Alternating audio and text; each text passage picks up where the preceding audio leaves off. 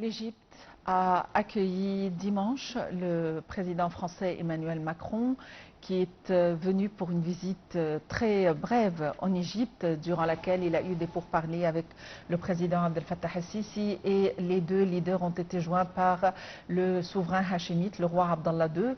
Les discussions étaient principalement centrées sur la situation à Gaza, l'acheminement des aides humanitaires, la trêve, mais aussi l'Égypte et la France, relations profondes, relations historiques, investissements et échanges datant depuis très longtemps, relations étroites, et aussi il y a eu un forum d'investissement concernant nos échanges à ce niveau. Et pour nous donner plus d'éclaircissements, nous avons le plaisir d'avoir au studio son Excellence, Monsieur l'ambassadeur Ayman Moucharrafa, l'ex-adjoint du ministre des Affaires étrangères. Excellence, Monsieur l'ambassadeur, bonjour et bienvenue avec nous. Premièrement, je tiens à vous remercier de m'avoir accueilli et bonjour aux spectateurs. Eh bien, l'Égypte et la France ont toujours eu des relations très étroites à plusieurs niveaux. On aimerait jeter la lumière sur la nature de nos relations avec la France. Oui, c'est une relation très profonde qui monte du XVIIIe siècle, depuis l'expédition française de Napoléon Bonaparte. On a eu toujours des relations très étroites, culturelles spécialement.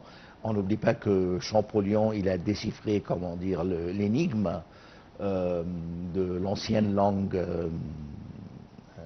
hiéroglyphe. Et puis même Maspero, où on est maintenant, c'est nommé après Gaston Maspero, le premier directeur du musée égyptien. Il était français.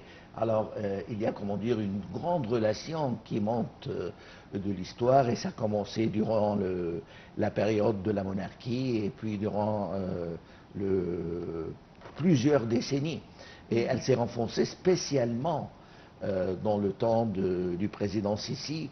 Depuis 2014, on a effectué 20 sommets français et 12 sommets depuis que le président Macron a accédé au pouvoir 2017. Il y a une profonde amitié et chimie entre les deux présidents. Alors c'est pourquoi qu'on a des relations privilégiées dans tous les domaines.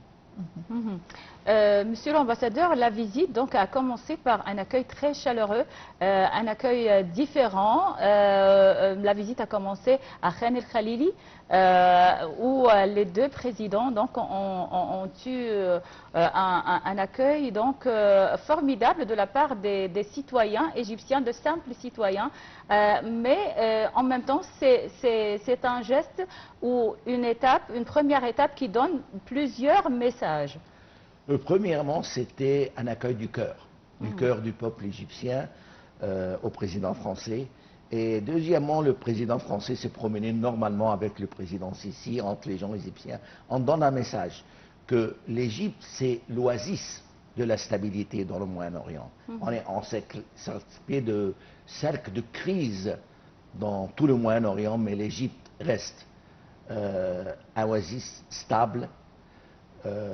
Et puis, ça donne un message au tourisme, que tous les touristes dans le monde viennent en Égypte.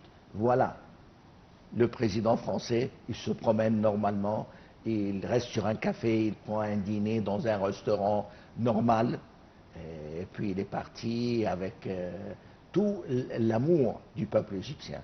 Et c'était vraiment une visite historique du président Macron à Khan el-Khalili, qui représente le Caire islamique. Et avant ça, c'était le Grand Musée aussi. Oui. Il représente l'Égypte pharaonique.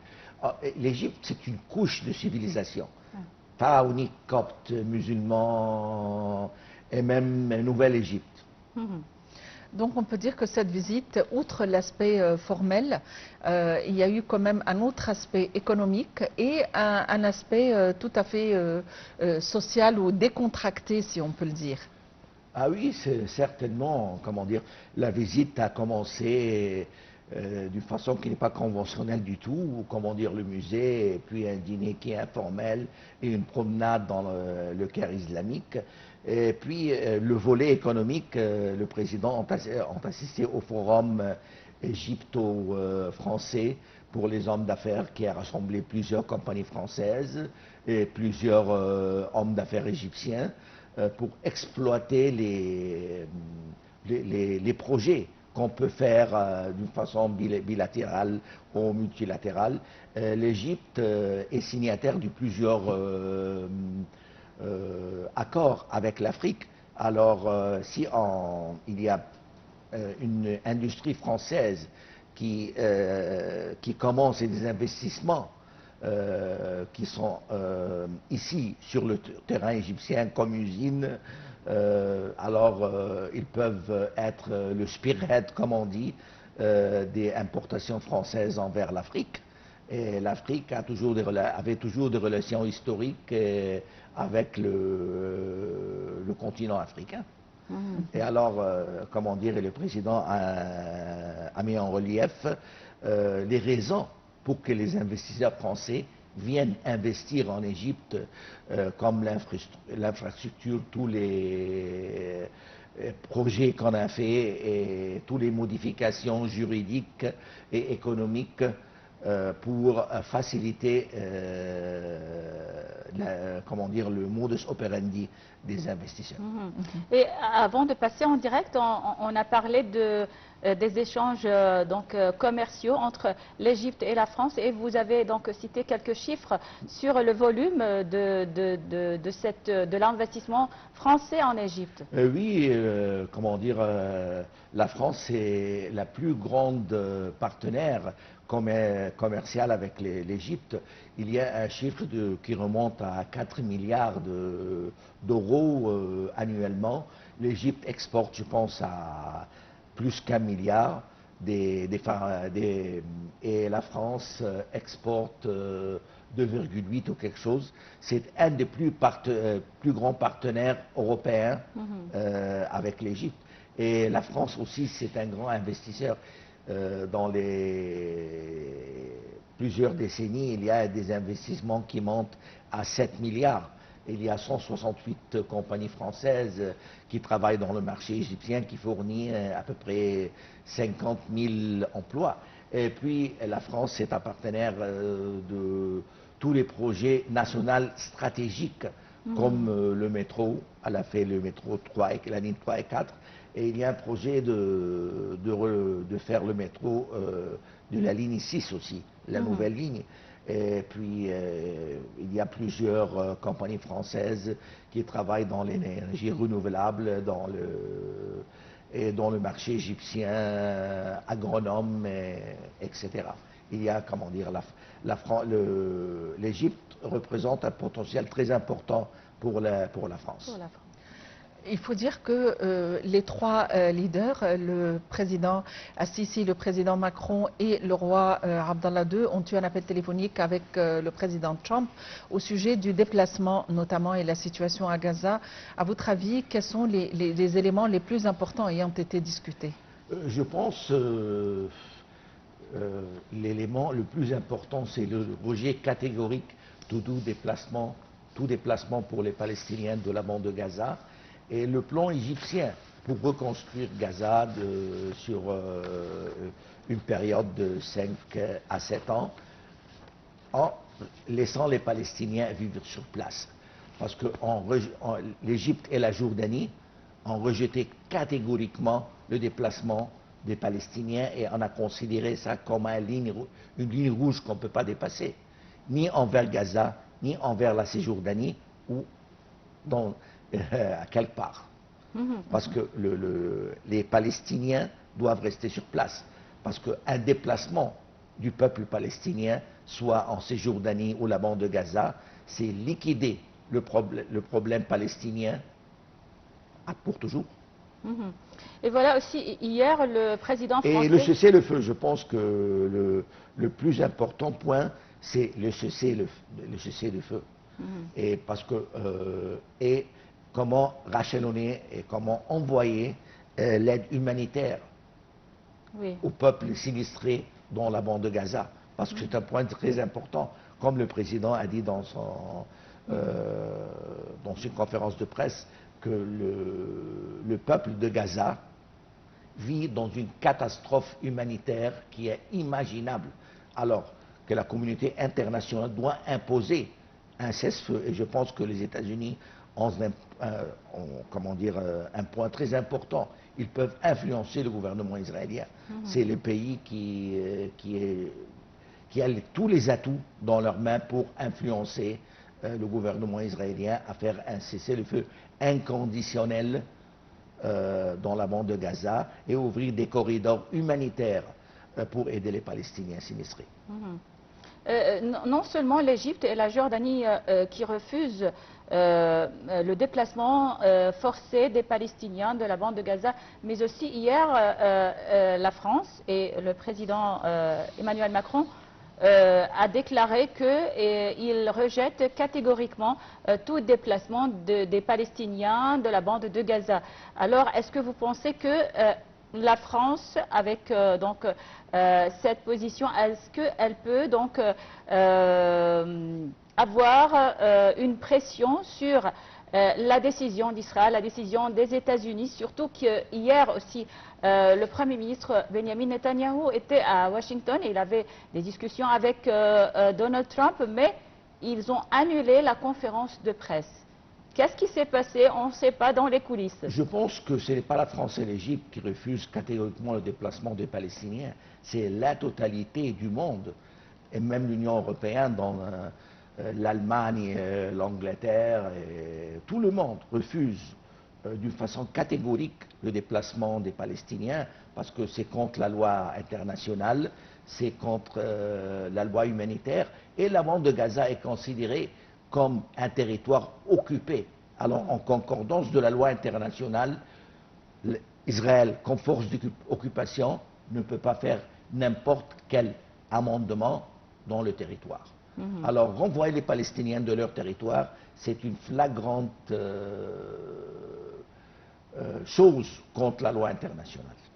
Et puis, je pense que la conférence de presse a été annulée hier parce qu'il y a une divergence entre le point de vue entre le Premier ministre israélien et le président américain, parce que le président américain, il veut un cessez-le-feu. Oui. Et la libération de quelques otages. Alors je pense que la différence entre le nombre des otages et à la fin de compte, les fusions de sang de Gaza ne peuvent pas continuer. Et même le président américain, il a des problèmes internes après les décisions qu'il a fait pour les tarifs économiques. Alors je pense qu'il y a eu une forte pression sur le Premier ministre israélien pour rentrer chez lui et essayer de trouver un moyen de faire un cessez-le-feu et libérer les otages. En fait, vous venez de parler de loi internationale et de législation et cependant Israël et les États-Unis n'attachent aucune importance à ces lois internationales et le monde entier, y compris les instances internationales, sont démunis face aux exactions et la tergivérance israélienne. À votre avis, dans quelle mesure ceci nous met dans une situation, ou plutôt, est-ce que notre situation est une situation d'entité qui serait capable de s'imposer, ou le monde entier est démuni à l'heure actuelle?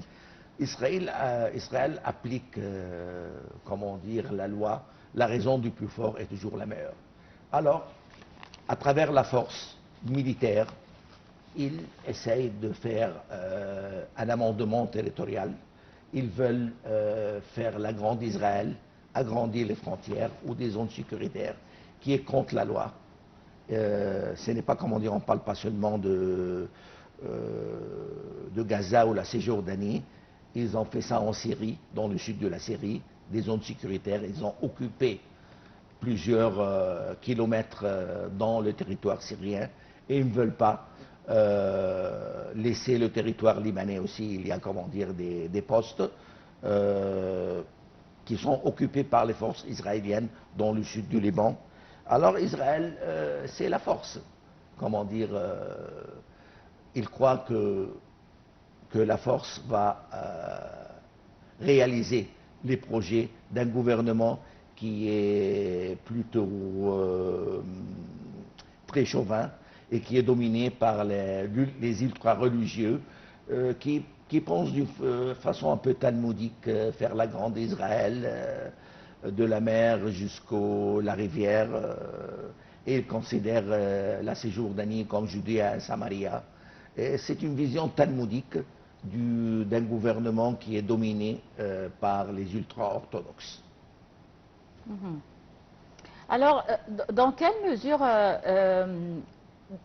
cette réunion tripartite qui a eu lieu hier entre le président égyptien, le président français et le roi Abdallah II de Jordanie, et donc la visite aujourd'hui aussi, la visite attendue du président français à El Arish et Rafah, dans quelle mesure ces démarches-là peuvent faire pression sur Israël ou sur les États-Unis pour qu'ils respectent le droit international et pour qu'ils reviennent à un cessez-le-feu dans la bande de Gaza et donc rejettent cette idée de déplacement de Palestiniens.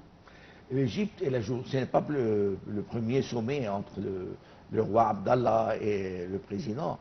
Il y a des sommets, des vingtaines de sommets entre les deux présidents. Parce que nous et la Jordanie, on a, comment dire, une quasi-totale convergence de point de vue sur le rejet de déplacement des Palestiniens, sur que la seule solution du problème palestinien, c'est de créer un État palestinien dans les Cisjordanie et Gaza, ayant Jérusalem comme capitale de la Palestine, dans les frontières du 4 juin 1967, et le retour des réfugiés et le cessez inconditionnel. Alors, le souverain et le président ont mis l'accent sur leur position commune et ils ont expliqué leur position au président Macron. Et la visite de Macron a mis l'accent que la France attache aux réfugiés et au la bande de Gaza. Et comment exploiter les moyens d'envoyer et d'acheminer l'aide humanitaire dans la bande de Gaza, qui a perdu 90 des hôpitaux, 90% des immeubles, la plupart des stations d'électricité, d'eau. Comment dire, la bande de Gaza a perdu presque 85% de l'infrastructure. Oui. Elle vit dans une catastrophe humaine qui est imprécédente dans le monde civilisé et dans l'histoire moderne. Trump, évidemment, a pris des décisions qui affectent tout le globe, y compris et qui compliquent notre position géopolitique, que ce soit des menaces israéliennes à l'encontre d'Iran, des menaces américaines, mais aussi les tarifs qu'il a imposés, des décisions.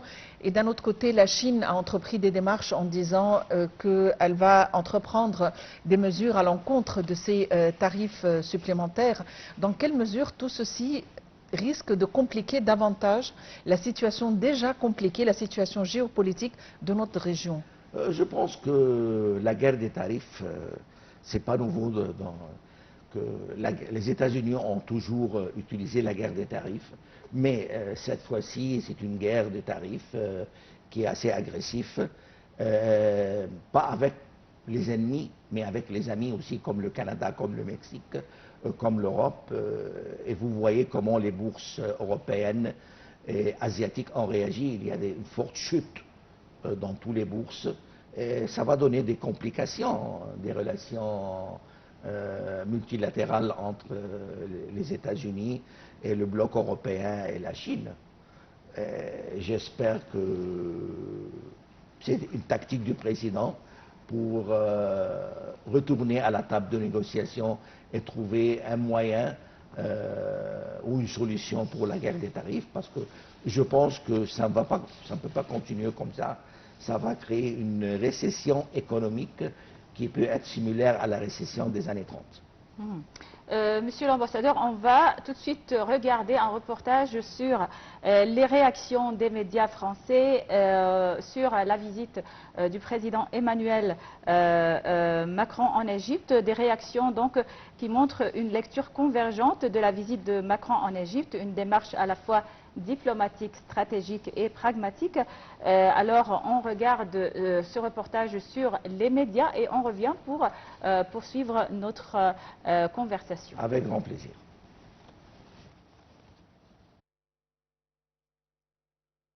La visite officielle du président Emmanuel Macron en Égypte les 7 et 8 avril 2025 n'est pas passée inaperçue dans la presse française.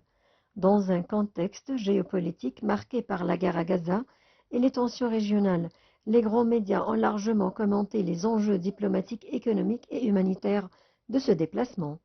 Le quotidien Le Figaro a mis en avant la volonté de Macron de renforcer la position de la France comme acteur central au Moyen-Orient.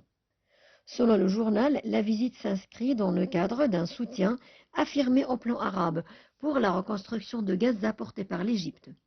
Emmanuel Macron veut soutenir le plan arabe porté par l'Égypte pour Gaza tout en renforçant le partenariat stratégique franco-égyptien, écrit Le Figaro.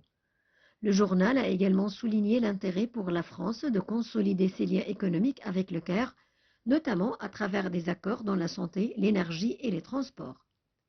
France 24, chaîne publique d'information, a diffusé plusieurs reportages mettant l'accent sur la signature d'accords bilatéraux et la coopération sécuritaire entre les deux pays. L'Agence française de développement, AFD, s'est engagée à soutenir plusieurs projets pour un montant de 2600 millions d'euros, un fait que le chaîne a présenté comme un signe de confiance dans la stabilité de l'Égypte. France 24 a également souligné l'importance du rôle égyptien dans l'acheminement de l'aide humanitaire vers Gaza, un sujet clé de la visite. Le Monde a adopté une approche plus analytique, soulignant que Macron cherchait à se positionner comme un médiateur dans la crise israélo-palestinienne tout en poursuivant une réelle politique assumée avec le régime égyptien. Le journal a rappelé que la France défendait une solution à deux États et co-organisera en juin une conférence à l'ONU avec l'Arabie saoudite pour relancer ce processus. Une diplomatie d'équilibre entre valeurs et intérêts, titre Le Monde, en référence aux tensions entre les impératifs des droits humains et la coopération sécuritaire franco-égyptienne. De son côté, Radio France Internationale a mis l'accent sur l'engagement humanitaire de la France, notamment le soutien à l'initiative arabe pour Gaza. Le média a aussi rappelé l'historique de coopération franco-égyptienne dans la lutte contre le terrorisme et la nécessité d'une coordination régionale face aux flux migratoires et à l'instabilité libyenne.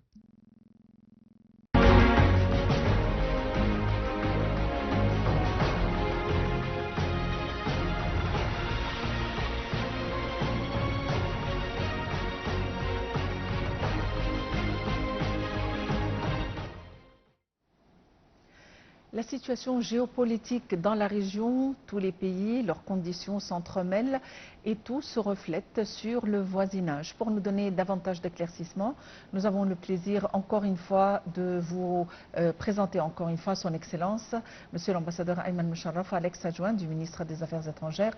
Encore une fois, Monsieur l'ambassadeur, rebonjour. Et il faut dire que la situation géopolitique dans la région affecte tous les pays, que ce soit les pays du voisinage ou les pays ayant des intérêts avec d'autres pays de la région.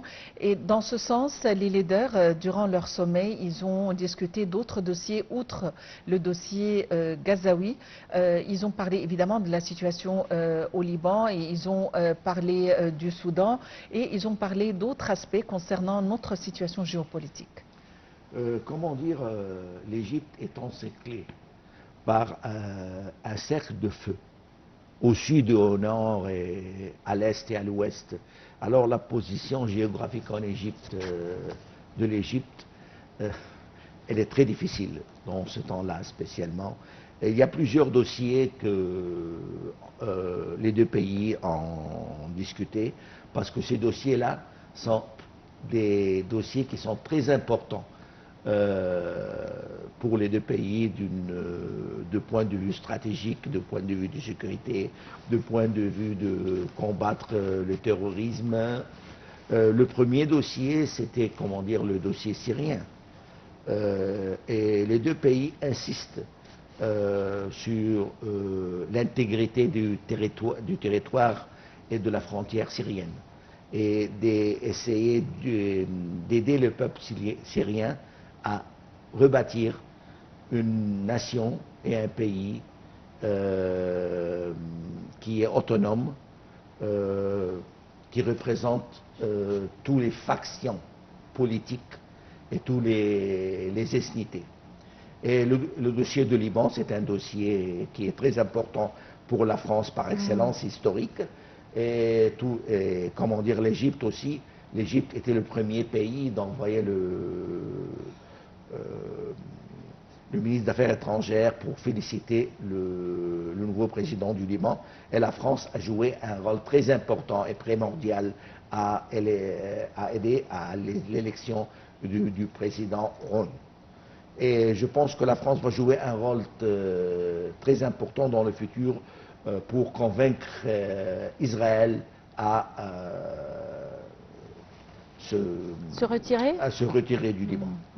Le troisième dossier, c'était un dossier qui est très important aussi, c'est le dossier de la Libye.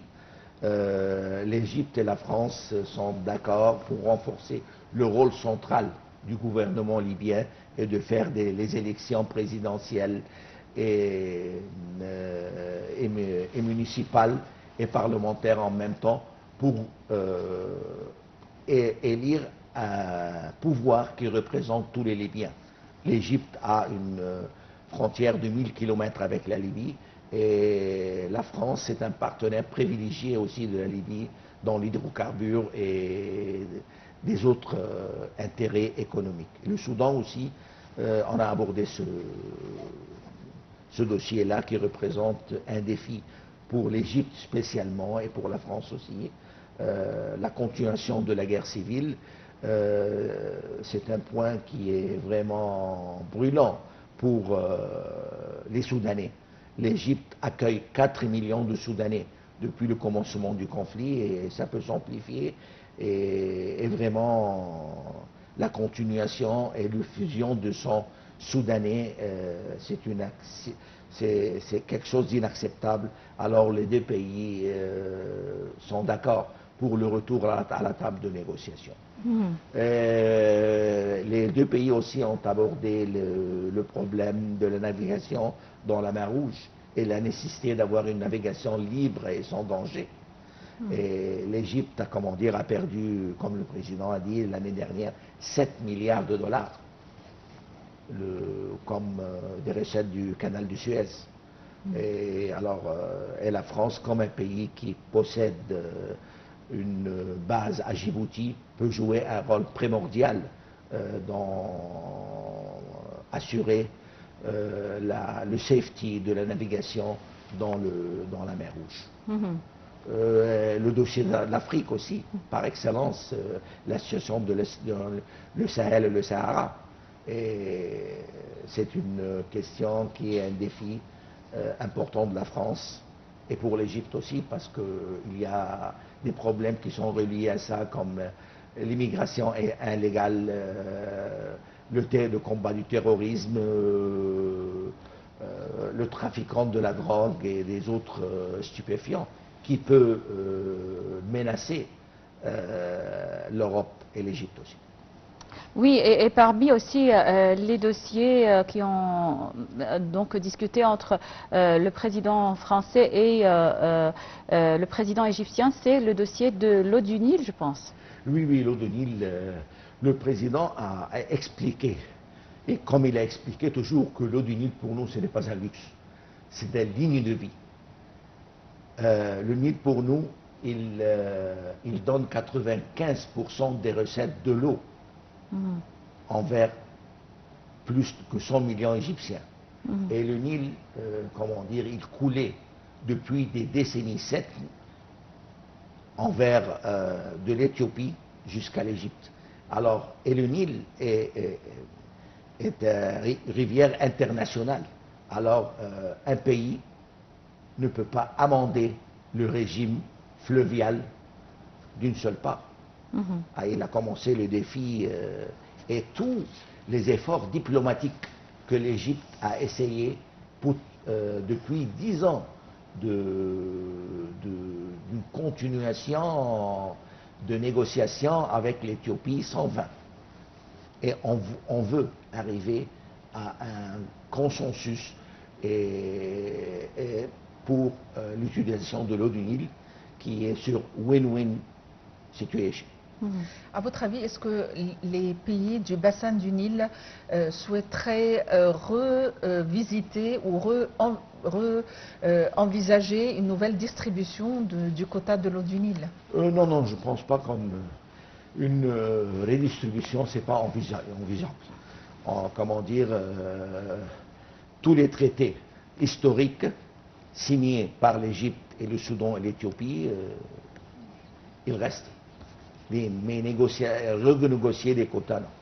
Je ne pense pas qu'on a l'intention de faire ça. Monsieur l'ambassadeur, on va donc avoir une courte pause et on revient pour continuer donc avec vous notre conversation.